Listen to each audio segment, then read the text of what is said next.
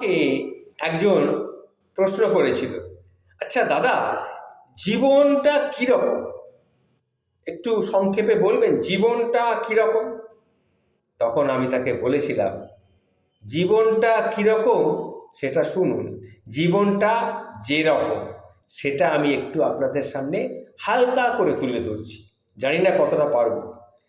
উদাহরণ হতে পারে, যেদিন কেউ চাকরি হারিয়ে চোখের জল মুছছে, সেদিনও কেউ না কেউ কিন্তু চাকরিতে প্রমোশন পেয়ে রেস্টুরেন্টে গিয়ে ফুর্তি করছে।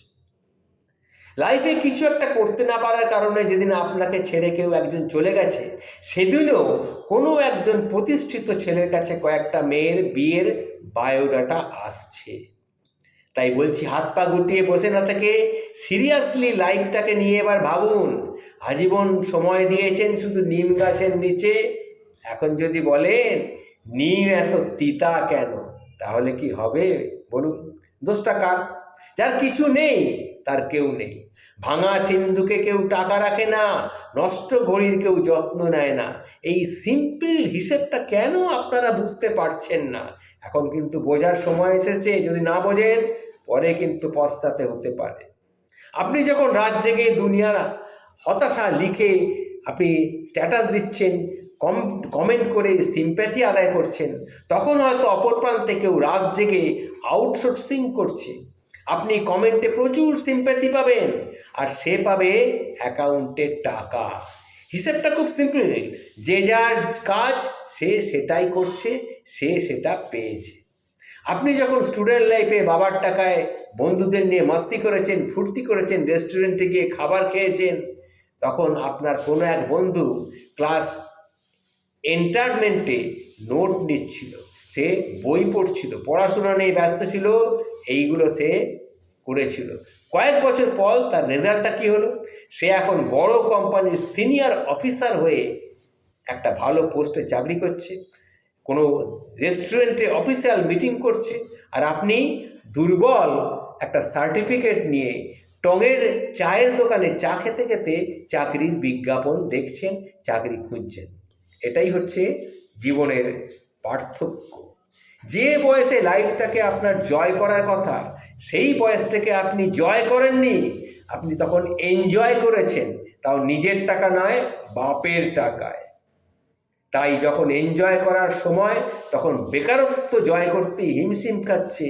এখন তো এনজয় করতে এনজয় করা অনেক দূরের বিষয়।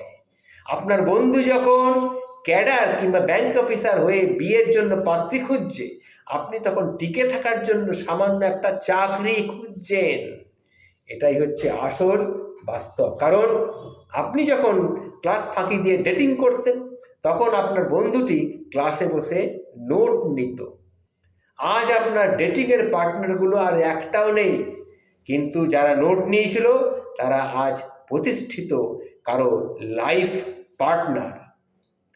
আর শেষে গিয়ে বলি, সার ভাগ্যটাই খারাপ, বুঝেছেন? আপনার ভাগ্যটা আজ এখানে আনেনি, আপনি আপনার ভাগ্যটাকে এত নিচে নামিয়ে নিয়ে এসেছেন। বাড়ির পাশের ময়লা ফেলা থেকে শুরু করে কিভাবে ফুলের সুবাস আশা করবেন আপনি? বাড়ির পাশে যদি কোনো ময়লা ফেলা হয়, সেখান থেকে কি আপনি ফুলের সুবাস আশা করতে পারেন? যার যা কাজ করেছেন, যেরকম কাজ করেছেন, তার রেজাল্টও সেরকম পাবেন বা পেয়েছেন।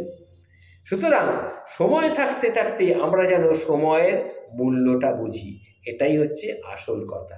কারণ প্রত্যেকটা মুহূর্তেই জীবনের অত্যন্ত গুরুত্বপূর্ণ। এই আমাদের জীবনটা অত্যন্ত কিন্তু একটা সংক্ষিপ্ত জীবন।